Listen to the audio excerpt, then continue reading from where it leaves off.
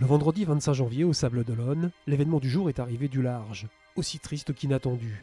Au beau milieu de la nuit, l'océan a rejeté le cadavre d'un cétacé de 18 mètres. Fallait-il y voir un mauvais présage ? Ainsi a donc débuté un long week-end d'attente dans la cité vendéenne, pendant lequel le 7e Vendée Globe allait livrer son verdict et introniser le successeur de Michel Desjoyaux. En approche du golfe de Gascogne, 2 prétendants à la couronne, et à 600 000 de l'arrivée, François Gabard a des allures de souverain.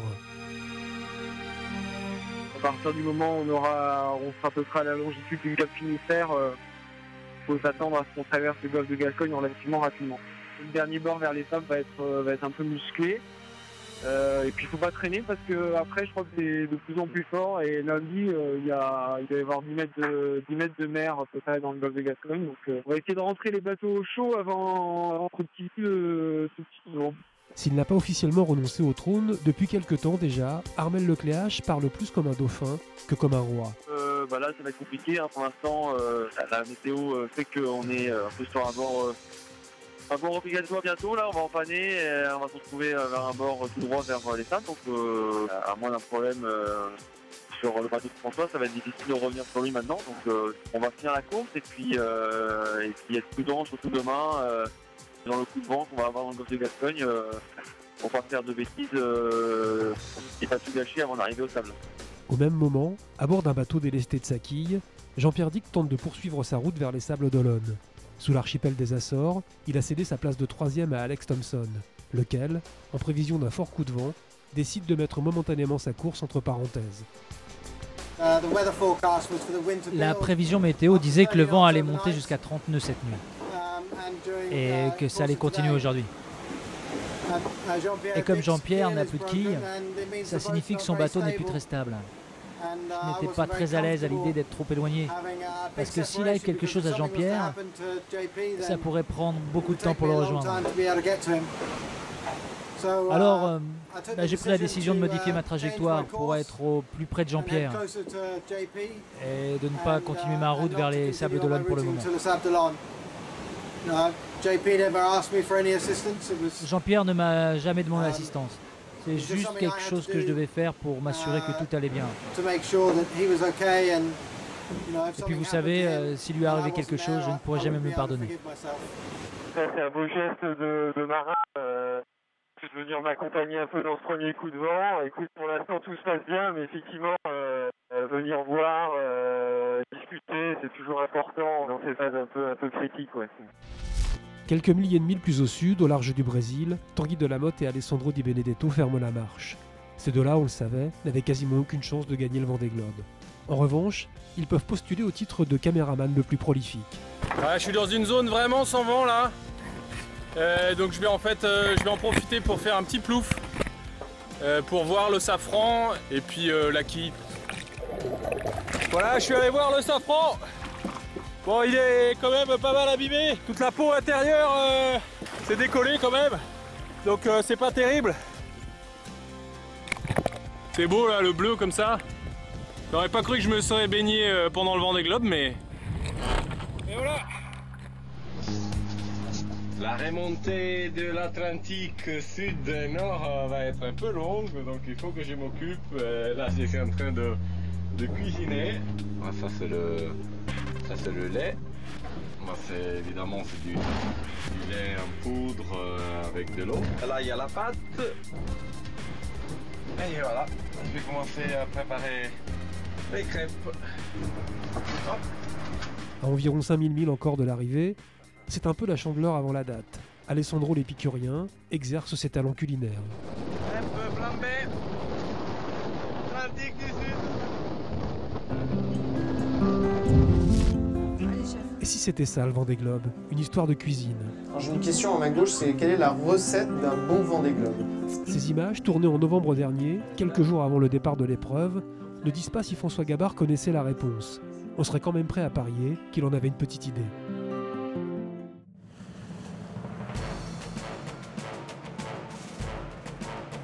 Le dimanche 27 janvier, aux alentours de 15h, nous sommes définitivement fixés. À 15h18 précisément, François Gabard, 29 ans, devient le plus jeune vainqueur du Vendée Globe au terme de sa première participation.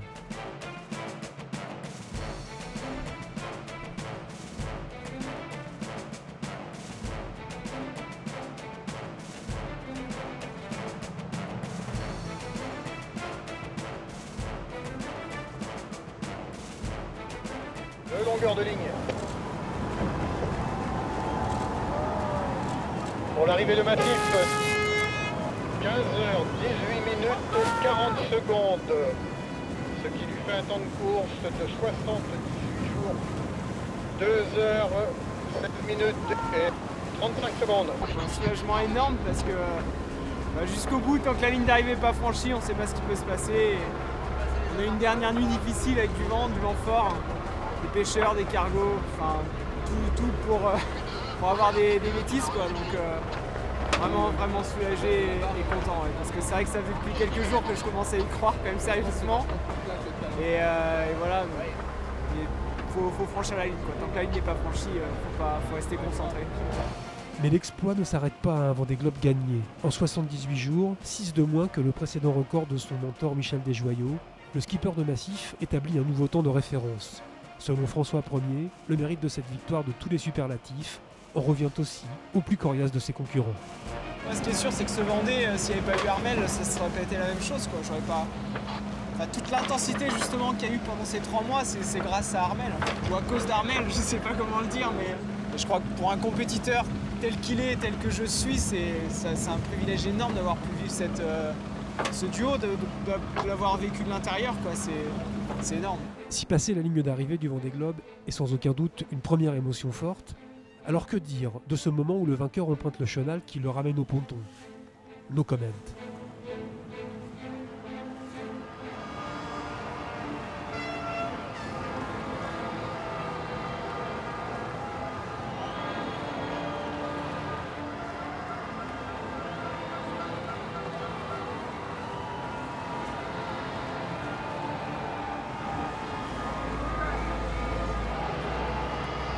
Accueilli par tout un peuple, en mal de vrais héros, François Gabard prend un peu plus la mesure de sa victoire et de l'engouement qu'elle suscite.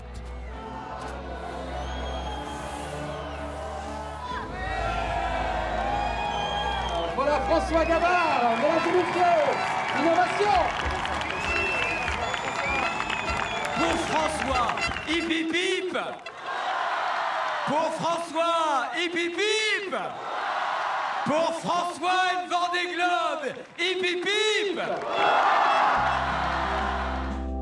Toujours en mer, de l'Atlantique Sud à l'Atlantique Nord, les autres concurrents sont unanimes quand il ne reste pas pantois. Je dis tout simplement chapeau bas, voilà. C'est beau ce que tu as fait, c'est... Moi j'en suis baba. Bravo François, incroyable, superbe victoire. J'ai même sorti la bouteille pour fêter ça avec toi. Bravo. Je peux te dire que je suis fier d'être un concurrent du Vendée Globe 2012-2013. L'édition remportée par François Gabard.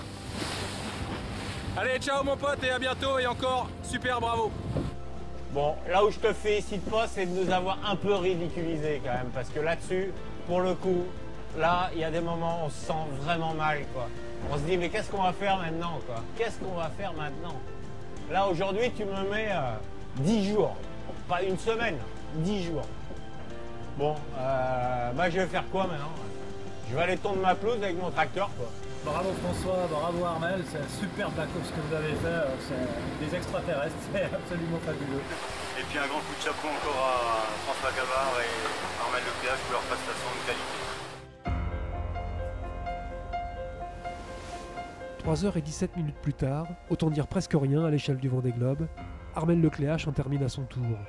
Descendu lui aussi sous la barre des 80 jours, il ressemble à un vainqueur. Deuxième, c'est pas si mal que ça.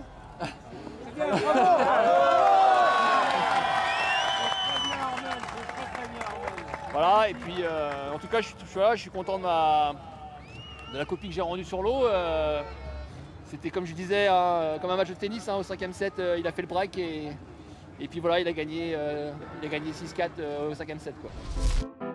C'est bien ça, c'est bien d'un duel entre ces deux-là dont il a été question tout au long de ce 7e Vendée Globe. Si on refait le film, qu'est-ce que ça raconte? Que François Gabard a essayé le costume de leader dès le premier jour, qu'il a été en tête pendant 45 jours et Armel Lecléache pendant 25 jours. Début décembre, seul Jean-Pierre Dick, le temps d'un week-end, est réellement parvenu à se mêler à la lutte. Ça envoie du bois sur Virbac Patrick 3. Et depuis le 8 décembre, dans l'océan Indien, l'épreuve n'a pas connu d'autre leader que François ou Armel. Ce matin, on était en tête Ce sera à toi, à moi, jusqu'au 31 décembre, à la veille de franchir le Cap Horn. Et avec Banque, on a un peu de mal à se séparer. Voilà, il est à 10 longueurs. À cette date, le skipper de Massif prend le commandement pour ne plus le lâcher. Dans le détroit de Lemaire, Armel rencontre un petit problème avec son Jennaker. Le temps de réparer, le skipper de Banque Populaire perd 2 heures et quelques dizaines de milles. Il choisit alors de légèrement se décaler dans l'ouest comme le lui indiquent ses routages. C'est là que la course va se jouer, car le vent ne tournera pas comme il le souhaite. La suite on la connaît, il ne recollera jamais sur le futur vainqueur du Vendée Globe. Le 30 janvier, soit un peu plus de 2 jours et demi derrière François Gabard et Armel Lecléache, Alex Thomson accède à la 3e marche du podium et réussit enfin à boucler son Vendée Globe. Lui qui par 2 fois avait abandonné lors de ses précédentes participations. C'est mon 3e Vendée Globe. Je suis déjà parti 3 fois dans cette direction et c'est la première fois que je reviens dans cette direction-là. Et je peux vous dire que c'est génial de venir dans ce sens-là aussi. Qu'est-ce que je ressens? Je suis fier d'avoir pris part à la course. François a fait un job incroyable, Armel aussi. François, c'est juste incroyable qu'il ait battu ses records. Le record des 24 heures, le record de l'épreuve. Ce qu'il a fait est fabuleux. Et je suis vraiment honoré d'être ici à la 3e place. S'il n'avait pas été contrarié par des problèmes d'énergie pendant les 2 tiers de la course, Alex Thomson serait probablement passé lui aussi sous la barre des 80 jours. On n'oubliera pas non plus sa décision de modifier sa trajectoire à quelques jours de l'arrivée, afin de s'assurer que tout allait bien pour Jean-Pierre Dick et son bateau sans quille, dans un fort coup de vent. Dans les prochains jours, les prochaines semaines, ce sont les arrivées des 8 concurrents toujours en mer qui se succéderont. Pour certains d'entre eux, la route est encore longue et rien ne leur sera épargné.